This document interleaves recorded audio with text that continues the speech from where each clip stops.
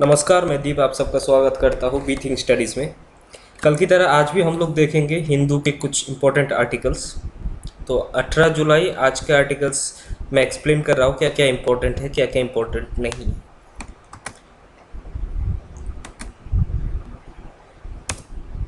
अगर हम लोग पहला न्यूज़ देखेंगे, उसमें है वेंकटेश नायडू को चूज़ किया है एनडीए गवर्नमेंट ने वाइस प्रेसिडेंट कैंडिडेट के लिए। वेंकटेश नायडू जो कि एक यूनियन मिनिस्टर है, उनको चूज़ किया है इंडिया गवर्नमेंट ने वाइस प्रेसिडेंट के पोस्ट के लिए है। प्रेजेंटली वो इंफॉर्मेशन एंड ब्रॉडकास्टिंग मिनिस्टर थे और उन्होंने आज ही रिज़ाइन किया है। आज रिज़ाइन करके सुबह 11 बजे उनका नॉमिनेशन फाइल किया है वाइस प्रेसिडेंट पोस्ट के लिए। ये पेज नंबर 1 की फ्रंट पेज न्यूज़ है। दूसरा न्यूज़ भी पेज नंबर 1 पे है। कल हम लोग देखे थे कि जीएम मस्टर्ड जो है उनको कुछ रेजिस्टेंस मिल रहा था कुछ एक्टिविस्ट से, और इसी केस को आज फिर से हाईलाइट किया गया है क्योंकि सुप्रीम कोर्ट के एक पैनल ने आज गवर्नमेंट को फिर 7 दिन का टाइम दिया है उन लोगों को रिपोर्ट प्रेजेंट करने के लिए। एक बेंच सुप्रीम जस्टिस के, जहाँ पे chief justice of India J S. Khehar and chief justice and justice बाई चंद्रचूड़ जो है वो ग्रांट किया है गवर्नमेंट को कि और एक मतलब वीक जिसमें वो गवर्नमेंट नया पॉलिटी जो है ये जीएम मास्टर्ड के लिए वो फाइनलाइज करके उन लोगों को रिपोर्ट बैक करे, उसके लिए एक हफ्ता और टाइम दिया है। तीसरा जो न्यूज़ है वो है eco bridge movement of tigers. ये भी पेज नंबर 1 का एक न्यूज़ है। इसमें क्या है, तेलंगाना एक इको ब्रिज बना रहा है, इको फ्रेंडली ब्रिज टाइगर के लिए, जो एक कनाल को क्रॉस करते हुए टाइगर कॉरिडोर बनाएगा। कहाँ से कहाँ तक, तो Tadoba Andhari tiger reserve TATR Chandrapur Maharashtra से लेके तेलंगाना के कुमरम भिंड जो फॉरेस्ट है आसिफाबाद डिस्ट्रिक्ट में, वहाँ से वहाँ तक एक लंबा सा कॉरिडोर बनाएगा टाइगर के लिए। ये करीब 72 किलोमीटर लॉन्ग कॉरिडोर होगा, जिसमें से कहीं कहीं जगह में ये 1 किलोमीटर तक वाइड हो सकता है। ये जो है ये एक कैनल है, प्राणहिता बैरेज कैनल के, जो झंझूर बेंजूर में है वो, और दहेगांव मंडल के बीच से वो जाएगा और करीब 72 किलोमीटर लॉन्ग होगा। ये रिसेंटली टाइगर के कमी की वजह से जो मतलब डिफोरेस्टेशन के कारण जो टाइगर रिजर्व का जंगल कम हो रहा है, उसको मायने में रख के ये बनाया जा रहा है ताकि दो जंगलों को कनेक्ट किया जाए और उन लोगों को अपना हैबिटेट में रहने के लिए कोई मतलब तकलीफ ना हो। तो ये एक न्यूज़ है, ये भी पेज नंबर 1 में है। और एक है elephant are fed in annual Aanayoottu festival. Actually ये इंपॉर्टेंट इसलिए है, जस्ट इस फेस्टिवल का नाम के लिए। ये एक एनुअल फेस्टिवल है जहाँ पे एलिफेंट को खिलाया जाता है। ये जो फेस्टिवल है अन्नायतु फेस्टिवल, ये मतलब मनाया जाता है अष्टद्रव्य महागणपति होमन पे, जो कि ये टेम्पल में श्री वादाकुन्नतम श्री वादाकुन्नतम टेम्पल जो केरला त्रिशूर में है, उसमें ये मतलब पालन किया जाता है। सॉरी, यहाँ पे मैं हेल्प लिखा हूँ, ये हेल्ड होगा, ठीक है। तो आगे वाला देखते हैं। ये पेज नंबर 4 का एक न्यूज़ है। Goa government to table casino policy in assembly. जो गोवा गवर्नमेंट है वो कैसीनो पॉलिसी जो है वो असेंबली में अपना रिप्रेजेंट करेंगे। कैसीनो के इंट्रोडक्शन के 1 साल बाद गवर्नमेंट अभी रेडी हुआ है कि नया पॉलिसी जो है गोवा गवर्नमेंट का इन कैसीनो के लिए, ये अभी असेंबली में उठाएगा। एक्चुअली ये जो पॉलिसीज़ है वो इसलिए लाया जा रहा है कि कंट्रोल और मैनेजमेंट हो, कैसे ये कैसीनो को लीगली और अच्छे से हैंडल किया जा सकता है और गवर्नमेंट कैसे इसको सही मतलब मायने में ये इसका इम्प्लीमेंटेशन हो सके या फिर कैसीनो को मतलब इलीगल ना बने ऐसा कुछ। तो इसके लिए जो पॉलिसी है वो गवर्नमेंट अभी इंट्रोड्यूस करने वाला है। इसके बाद वाला न्यूज़ थोड़ा इंपॉर्टेंट है, ये तुम्हारा पेज नंबर 5 में है न्यूज़। ये है shortage in Kaveri basin less than half of the year last year. That means last year के दौरान इस बार कावेरी बेसिन में पानी का जो है स्टॉक जो है वो बहुत शॉर्टेज हो गया है। ये रेन की वजह से इतना डीप में हो गया है कि पहले साल मतलब पिछले साल था 48.28 TMCFT इतना पानी था, और इस बार हो गया 21.43 TMCFT। ये इतना डीप हो गया। ये रिपोर्ट दिया गया है Karnataka national disaster monitoring centre ने, और ये बहुत ही मतलब बहुत ही कॉम्प्लिकेटेड सिचुएशन है कर्नाटक के लिए। ये एक्चुअली हुआ है 3 साल से लगातार वहाँ पे ड्रॉट चल रहा है, खड़ा चल रहा है, फसल उग नहीं रहा है, ठीक से बारिश नहीं हो रहा है, और इसकी वजह से ये है। तो जितने भी वहाँ के रिजर्वायर है, टोटल 4 रिजर्वायर है, सारे के सारे 50% से भी कम उसमें बचे हैं। तो 4 जो रिजर्वायर है उसका नाम देखते हैं। कृष्ण राजा सागर, इसके बाद कबिनी, हेमावती और हिरंगी, ये 4 जो रिजर्वायर है, चारों के चारों में 50% से भी कम पानी अभी रह गया है। और जो डीपन हुआ है वो 21.43 आ गया है 48.26 से। तो ये बहुत ही कॉम्प्लिकेटेड सिचुएशन है गवर्नमेंट के लिए। तो गवर्नमेंट अभी क्लाउड सीडिंग का प्रोसेस को भी इनिशिएटिव करने का सोच रहा है विद इन ए वीक और 2।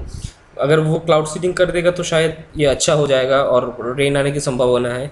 और क्लाउड सीडिंग एक नया टेक्निक है रेन को लाने का। इसके बारे में हम लोग डिजास्टर मैनेजमेंट एंड एनवायरनमेंट के क्लासेस में पढ़ेंगे डिटेल में कि क्लाउड सीडिंग होता क्या है। इसके बाद वाला न्यूज़ भी पेज नंबर 5 में है। इसमें क्या है, largest Neolithic x got a new flag of life.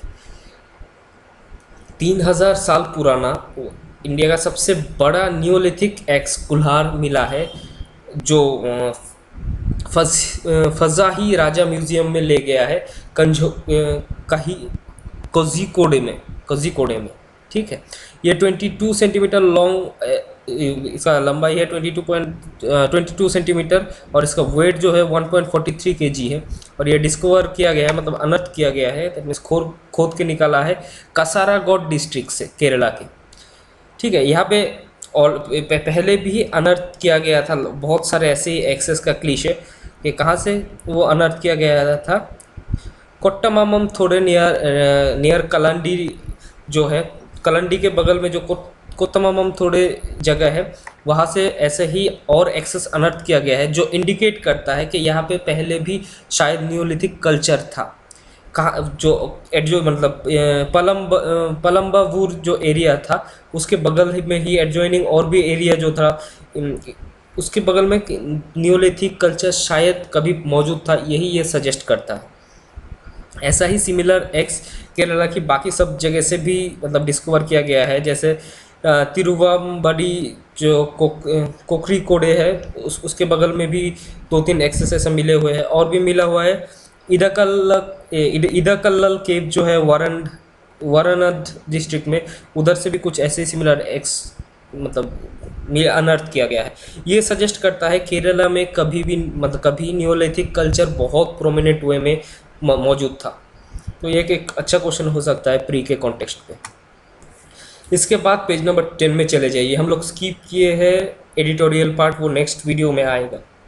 तो यहाँ पे सिर्फ इम्पोर्टेंट न्यूज़ आ रहा है। तो नेक्स्ट जो है न्यूज़ पेज नंबर 10 में है, China holds drill near Arunachal Pradesh border. जो चाइना है साउथ तिब्बत के अरुणाचल प्रदेश के बॉर्डर जो है उसके बगल में मिलिट्री मतलब ड्रिल वो लोग कंडक्ट करा रहे हैं तिब्बत मिलिट्री कमांड के मतलब कमांड से। ये एक्चुअली पब्लिश हुआ है एक ब्रॉडकास्टिंग में, जो वीडियो वो लोग पब्लिश किया है, जिसके दौरान ये लोग बोल रहे हैं कि पहले से ही ये लोग वहाँ पे स्टेशन था।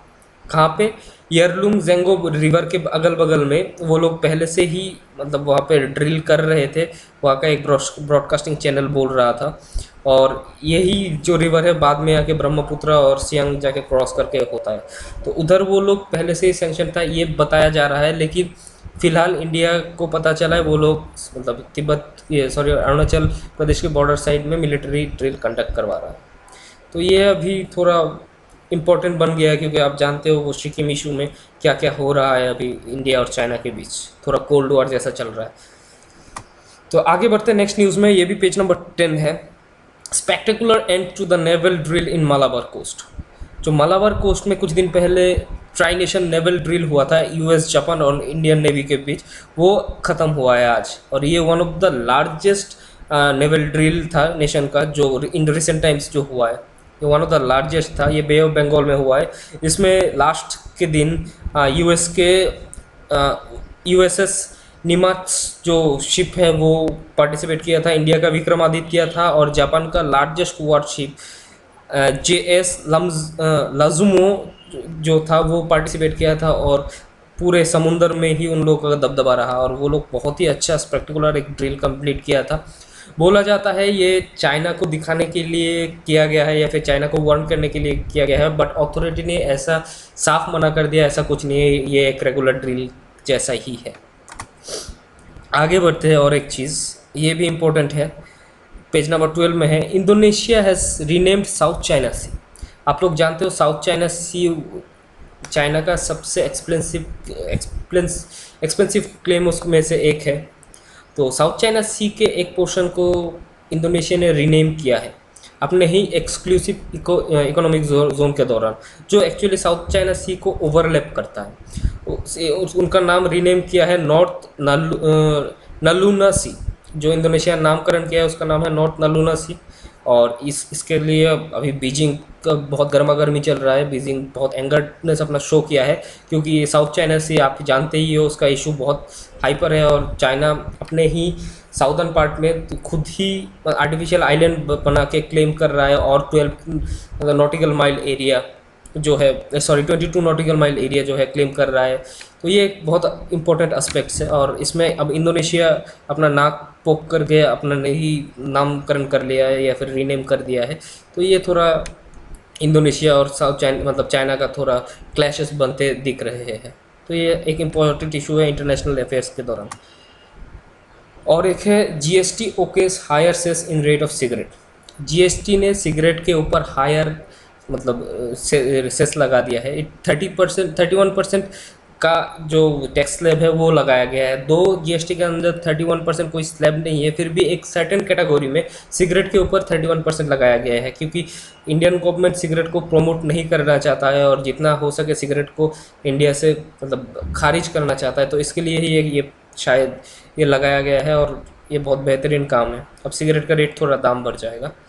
तो ये 31% स्लैब एक नया सर्टेन कैटेगरीज के दौरान ये लोग इम्प्लीमेंट किया गया है। तो आगे बढ़ते हैं नेक्स्ट न्यूज़ में। नेक्स्ट न्यूज़ जो और आखिरी न्यूज़ है वो है पेज नंबर 18 में, malaria drug shield foetus from Zika. ये क्या है? हम लोग जानते हैं मलेरिया का जो ड्रग है वो हाइड्रोक्लोरोक्विनाइन है। ये बहुत जीका वायरस को रोकता है प्लेसेंटा को क्रॉस करके फीटस में जाने के लिए और ब्रेन डैमेज करने के लिए। वहाँ से मतलब यही जो ड्रग है वो प्लेसेंटा में ही स्टॉप कर देता है, इससे पहले ही स्टॉप कर देता है जीका वायरस को और जीका वायरस क्रॉस नहीं कर पाता है प्लेसेंटा को और वो अल्टीमेटली फीटस में जा भी नहीं पाता है और ब्रेन को डैमेज नहीं कर पाता है।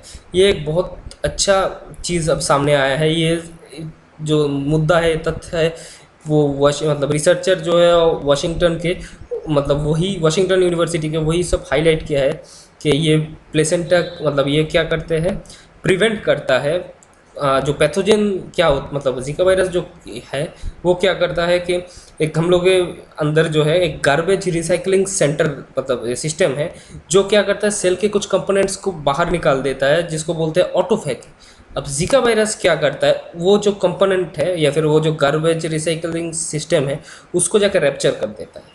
अब ये हाइड्रोक्लोरोक्विनाइन जो है वो क्या करता है, इसको रैप्चर करने से पहले ही जीका वायरस को उधर रोक देता है।